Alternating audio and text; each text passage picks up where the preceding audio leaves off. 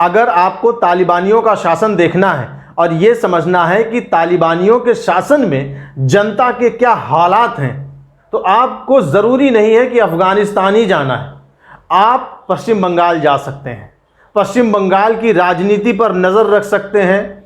Newspaper के माध्यम से, टीवी चैनलों के माध्यम से आप देख सकते हैं कि पश्चिम बंगाल में जिस तरीके का शासन ममता बनर्जी चला रही हैं, वो बिल्कुल तालिबानियों के शासन जैसा ही है। मतलब आप यहां पर हिंदू यहां पर किसी भी तरीके का त्योहार, जुलूस, शोभा यात्रा, मूर्ति विसर्जन, दुर्गा पूजा अपने हिसाब से, अपने धार्मिक मान्यताओं के हिसाब से नहीं मना सकता है, जब तक कि कोर्ट उस पर कोई उंगली ना उठाए या कोर्ट आदेश ना दे। जब से ममता बनर्जी सरकार आई है, हर बार दुर्गा विसर्जन में भी, सरस्वती पूजा में भी, रामनवमी, हनुमान जयंती के जुलूस या शोभा यात्रा में भी अदालत को हस्तक्षेप करना पड़ता है। चुनावी हिंसा तो पश्चिम बंगाल में बहुत आम है। एमपी एमएलए का जब भी चुनाव होता है तो पश्चिम बंगाल में हिंसा अपने चरम पर पहुंच जाती है, और यह आप लोगों ने देखा है। लेकिन ताज्जुब की बात यह है कि पंचायत चुनाव में भी इतनी जबरदस्त हिंसा होती है। पंचायत चुनाव मतलब एक बहुत ही छोटे पद का चुनाव है, ग्राम पंचायतों का चुनाव है, ग्राम प्रधान का चुनाव है, लेकिन इस चुनाव में भी पश्चिम बंगाल में हिंसा बिल्कुल अपनी चरम पर होती है, जैसे एमपी एमएलए के चुनाव में होता है। 2013 में भी जब पंचायत चुनाव हुए थे तो बहुत हिंसा हुई थी, बहुत लोग मारे गए थे, 40-50 लोग तो मार दिए गए थे। कम से कम 20,000 केंद्रीय सैनिक बल लगाए गए थे। और इस बार भी जब जुलाई में 8 जुलाई को वहां पर पंचायत चुनाव होने हैं, तो हाई कोर्ट ने सरकार को यह आदेश दिया कि केंद्रीय सैनिक बलों की तैनाती की जाए, उनकी निगरानी में, उनकी सुरक्षा की निगरानी में चुनाव कराए जाए।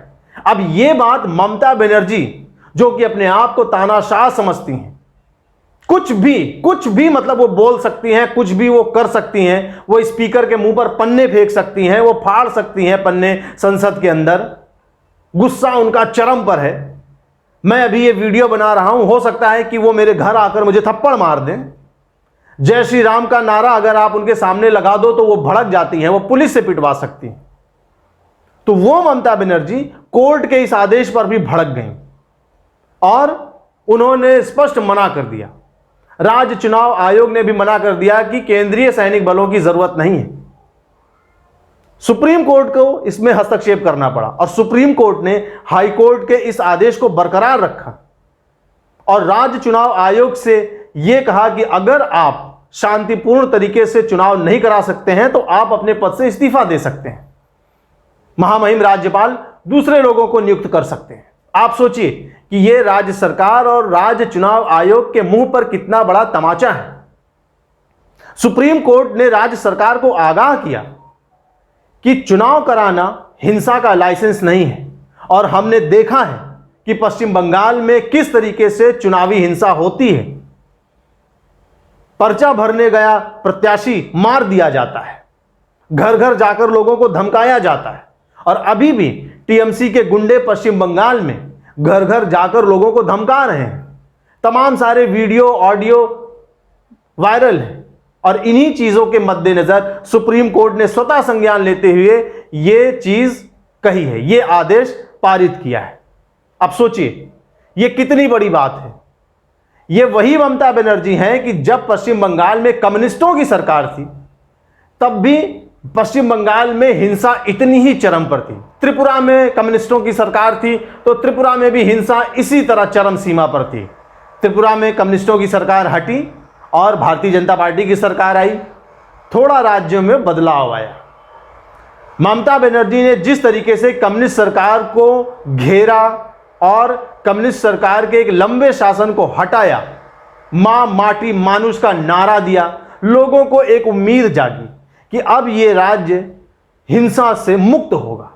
लेकिन ममता बनर्जी को यह पता था कि हिंसा ही वो रास्ता है जिसके सहारे कम्युनिस्ट इतने साल तक इस राज्य की सरकार में रहे, सत्ता चलाई, तो उन्होंने हिंसा हटाने का नारा जरूर दिया, लोगों को यह आश्वस्त जरूर किया कि हम सरकार बनाएंगे तो इस राज्य को हिंसा से मुक्त करेंगे। लेकिन उनको कहीं ना कहीं ये पता था, कहीं ना कहीं उनके दिमाग में ये बैठा हुआ था कि हिंसा ही वो रास्ता है जिसके सहारे मैं सरकार में लंबे समय तक रह सकती हूं। और उन्होंने भी कम्युनिस्टों की उसी हिंसावादी नीति को अपनाया। और आज पश्चिम बंगाल में हिंदू अपनी मर्जी से कोई त्योहार नहीं मना सकता है। तुष्टीकरण इतने जोरों पर है कि दुर्गा पूजा, दुर्गा विसर्जन, जो कि पश्चिम बंगाल का सबसे प्रमुख त्योहार माना जाता है, उसके लिए भी सरकार सीधे सीधे तौर पर आपको अनुमति नहीं देती है। उसके लिए भी अदालतों को हस्तक्षेप करना पड़ता है। तो आप समझ रहे हैं कि पश्चिम बंगाल में क्या हालात हैं लोगों के। हालांकि भारतीय जनता पार्टी ने लोकसभा के चुनाव में अपनी एक अच्छी धमक दिखाई है और इस बार के विधानसभा चुनाव में भी पहले ऐसा लग रहा था कि शायद भारतीय जनता पार्टी सरकार बनाने के करीब पहुंच जाएगी, लेकिन फिर भी एक अच्छी खासी संख्या में उसने अपनी सीट जीती विधायकी के चुनाव में। आने वाले चुनाव में शायद और बेहतर प्रदर्शन होगा। फिलहाल अभी 8 जुलाई को जो पंचायत चुनाव है, पश्चिम बंगाल के जितने भी मतदाता हैं उनसे अपील है कि आप स्टैंड लीजिए, डट कर खड़े होइए और हिंसावादी सरकारों को राज्य से बाहर कीजिए। बस ऐसी सरकार आनी चाहिए जो हिंसा मुक्त हो, जो आपके अधिकारों को सुरक्षा दे।